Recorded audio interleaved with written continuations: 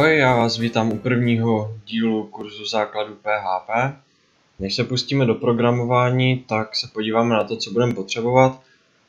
Bude to nainstalované PHP na počítači, budeme potřebovat databázi určitě a Apache server. Všechno tohle bychom mohli nainstalovat vlastně zvlášť, ale můžeme to nainstalovat dohromady jako v jednom balíčku XAMPP, který si stáhneme. Najdete ho na adrese apachefriends.org. Zde si stáhnete verzi, kterou potřebujete. Já jsem třeba stáhl zrovna tu pro Windows, protože budu pracovat ve Windowsech. Zde mám nachystanou instalaci, aby jsme nemuseli čekat, než se to stáhne. Tak XAMPP nainstalujeme. Není na tom nic těžkého.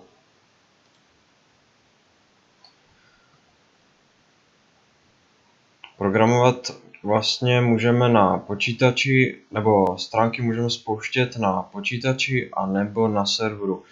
Proto instalujeme XAMPP, aby jsme mohli pracovat na počítači, protože pochybuju, že budete mít zrovna zaplacený hosting jenom tak pro testování. To ani nepotřebujeme, je to určitě lepší na počítači. Proto si nainstalujeme XAMPP. Dál budeme určitě potřebovat editor. Já používám PHP Storm, ten doporučuji, je super. Na jejich oficiálních stránkách najdete k stažení 30denní verzi zdarma, že můžete vyzkoušet.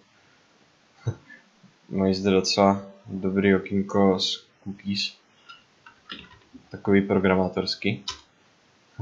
Nebo můžete používat NetBeans, jsou taky super. Ale pokud chcete mít to stejné jako já, tak určitě doporučuji PHP Storm.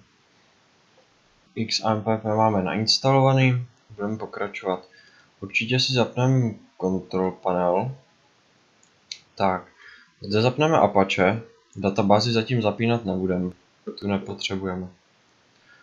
A k čemu nám to vlastně bude?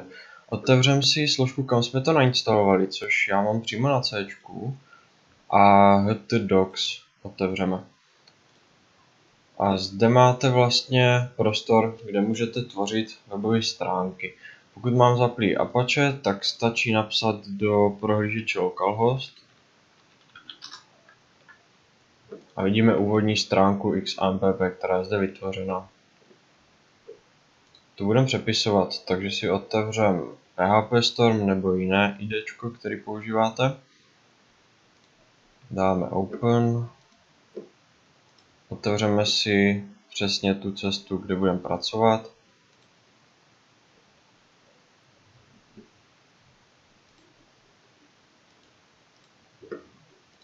Tak.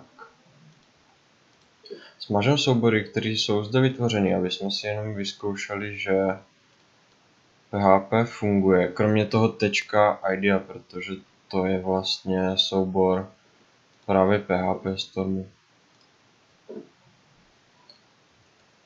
Tak a zde si vytvoříme nový soubor. Bude se jmenovat index.php.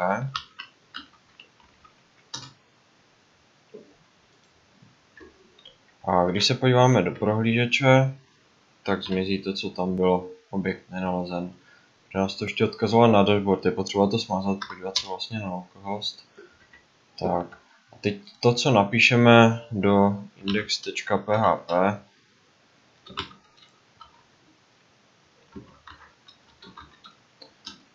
se nám zobrazí v prohlížeči.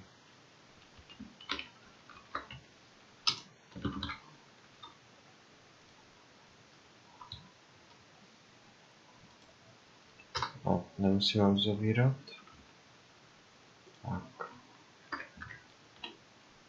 Tak to, co tady vidíme, je takový hodně krátký test PHPčka, že zavoláme funkci PHP info. Na to se budeme dívat až příště. Tady vyloženě opište jenom to, co je zde napsané. A pokud se vám zobrazí přesně tohle, tak jste došli do cíle a gratuluju. Dál se budeme na to dívat až v dalším díle, kde se podíváme na syntaxi. Určitě se později podíváme i na nějaké funkce toho PHP. Takže pokud jste došli sem, gratuluji a těším se u dalšího dílu. Ahoj.